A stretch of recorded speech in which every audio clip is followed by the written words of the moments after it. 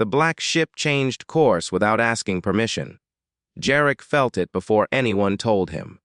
The subtle shift came through his bones, a low, frequency tremor that had nothing to do with engines and everything to do with intent.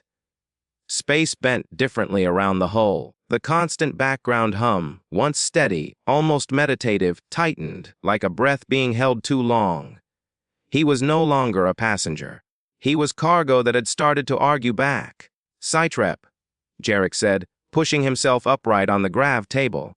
Rhea stood across the chamber, watching a projection that refused to resolve into a single image.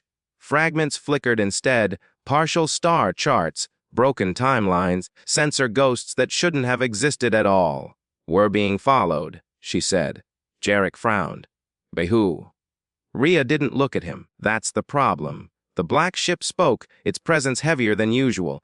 "Pars ut kayam far med ghe man no laukail. Stanandeadakaniamasuras inaf FCF," he slowly. Jarek X reassuring. Rhea finally turned. "This isn't a ship following us. It's a process." Jarek felt a cold knot form in his stomach. "Define process." "Something that doesn't chase where you are," she said. "It follows what you do." The word contagious echoed in his mind. "So the witness was right," Jarek said. "Breaking rules leaves fingerprints." "Yes," Rhea replied. "And something out there just decided it likes your style." The projection snapped into focus. A world appeared. Or what remained of one. Half the planet was intact, blue oceans, white cloud cover, the illusion of peace. The other half was wrong. Entire landmasses pixelated into nothingness, not destroyed but unfinished, as if reality had stopped rendering halfway through. Jarek stared. "That looks like a scar," Rhea finished. "Left behind after something forced the universe to make a decision it wasn't ready for." The black ship added, "DSGma anakaida parai delta na. Chaos deseri dice are evient." Jarek swallowed. "Another one like me." "No," Rhea said softly. "A lot like you." They did not deploy physically. Not at first. The black ship folded perception instead, dropping Jarek into a state that felt like standing on the edge of sleep without ever falling in. His body remained aboard. His awareness did not. He hovered above Capri Delta. Cities froze mid-motion below him.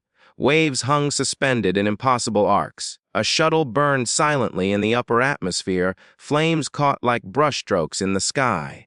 Time wasn't stopped. It was paused.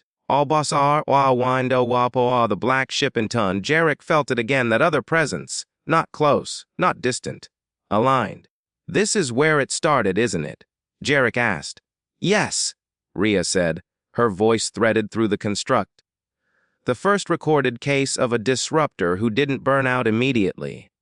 Below them, a single point of motion resumed. One man walked through the frozen city. Human, unarmored calm. He moved as if the world still obeyed him, stepping through suspended debris without disturbing it. Where his feet touched the ground, time resumed in small, localized ripples, just enough for reality to keep up. Jarek's skin prickled. "He's doing that without a ship." Rhea's voice was tight. "He doesn't need one anymore." The man stopped and looked up, straight at Jarek. Even though Jarek had no body there, even though this was observation only, the man smiled and waved. The black ship reacted instantly. "OBSER via Sion BRH Suarhe, Heat ARNAL EXDR overall P." Jarek felt something grab hold of his awareness, not violently, not forcefully, but with absolute confidence. The man's voice entered his mind, warm and unsettlingly familiar. "You took longer than I expected." Jarek's heart slammed. "You can see me." "Of course I can," the man replied. "You're loud." Rhea's voice cut in sharply. "Abort." Now, the black ship hesitated, just for a fraction of a second. And in that fraction, the man stepped closer, reality bending around him like a loyal animal. "They told you I was a warning," he said. They were wrong. Jarek clenched his fists. "Who are you?" The man tilted his head, considering. "I'm what happens," he said, "when someone like you keeps saying yes." The paused world around them began to crack. Time restarted in jagged bursts. Sirens wailed below. Gravity stuttered. The planet screamed in ways no sound could capture. Rhea shouted, "Jarek, disengage! He's anchoring to you!" The black ship surged, ripping Jarek's awareness backward with brutal force. Space snapped shut. Jarek slammed back into his body, gasping, every nerve on fire. He rolled off the table, barely catching himself. "What the hell was that?" he rasped. Rhea was pale. "Fat," she said, "is why the ship doesn't like disruptors meeting each other." The black ship spoke colder than Jarek had ever heard it. "Kuntitis taviti tetri 8 reosifidi persuti pario aries eabisu lte." Jarek wiped blood from his nose, hands shaking. "He said I was loud," Jarek muttered. "And that he was a warning." Rhea met his eyes. "No." She shook her head slowly. "He wasn't warning you," she said. "He was inviting you." Far away across broken probability lines, something that had once been human smiled and began walking toward the black ship. Jarek didn't sleep. The black ship wouldn't let him. Not directly. There were no alarms, no restraints, no spoken commands. But every time his mind drifted toward unconsciousness, something adjusted. Gravity would subtly shift. The hum of the hull would change pitch. His augmented arm would twitch with phantom inputs, feeding him fragments of data that had no immediate meaning but carried unmistakable urgency. He sat on the edge of the narrow bunk, elbows on his knees, staring at nothing. The man's voice still echoed in his head. "You're loud." Rhea watched him from the doorway, arms folded. She'd been there longer than she let on. "He's not chasing us through space," Jarek said quietly. "Iz." Rhea shook her head. "No, A's chasing me." "That's closer to the truth than I like," she replied. The black ship spoke unprompted. "Pars urv stio rupd. Ege me no ani to be a." Jarek let out a humorless breath. "You don't usually admit that." "A cci priosidovegafort." Rhea stepped fully into the chamber. "We need to talk about what he is." Jarek looked up. "You said he was like me. I said he started like you." She activated a projection. "Not a star map this time, something older." Rawer. Records stitched together from fragments the galaxy had tried very hard to forget. A timeline appeared. Disruptor events marked in red. Most ended abruptly. Deadlines. Collapsed probabilities. Individuals erased so completely that even memory struggled to hold them. But one line didn't end, it diverged. "That's him?" Rhea said. "Designation lost. Original name unknown. He survived initial integration. Then secondary exposure." Jarek frowned. "Exposure to what?" Rhea hesitated. "The ship," she said. "Not this one." "Others?" Jarek's stomach dropped. "There's more than one." The black ship answered instead. "BLAKFCSS, Nunaneinstein CE, SURV Vel Rack." "Maya mail," Rhea continued. "Most people burn out, minds fracture, bodies fail. You've seen the aftermath."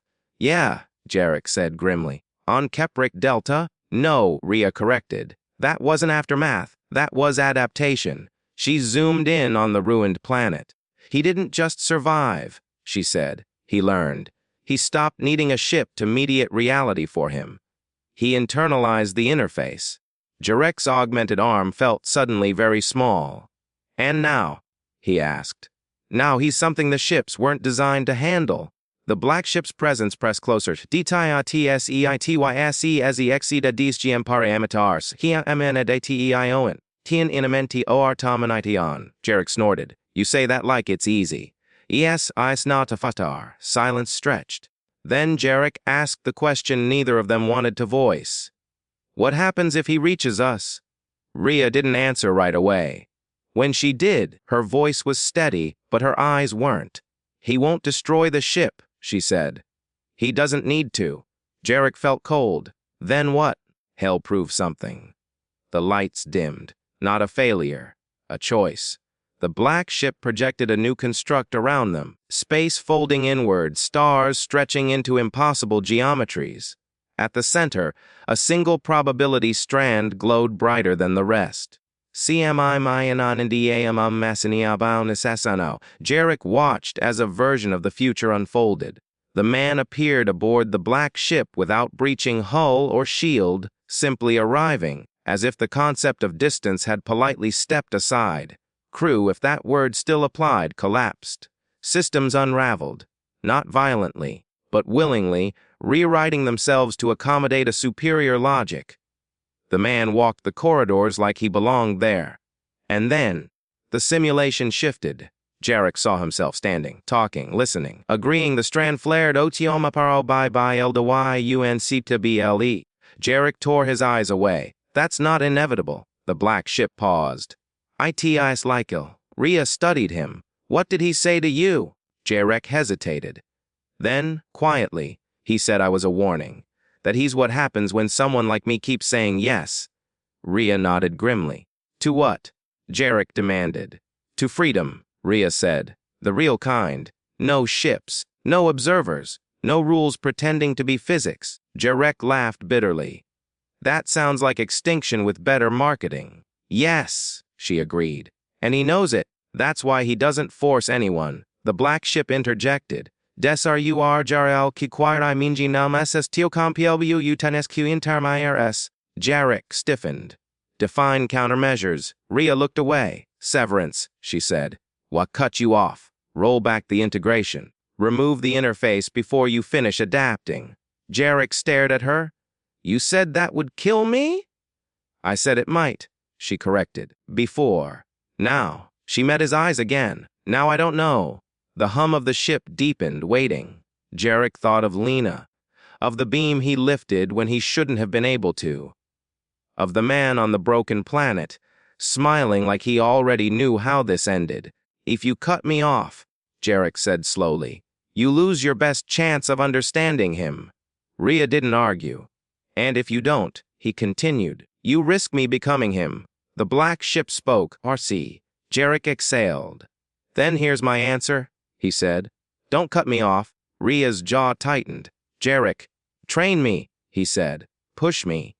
Teach me where the edges are before I fall off them. The black ship was silent longer than Jarek liked. Fine opo sel a sipidaichkaistions. Rhea blinked. You're agreeing.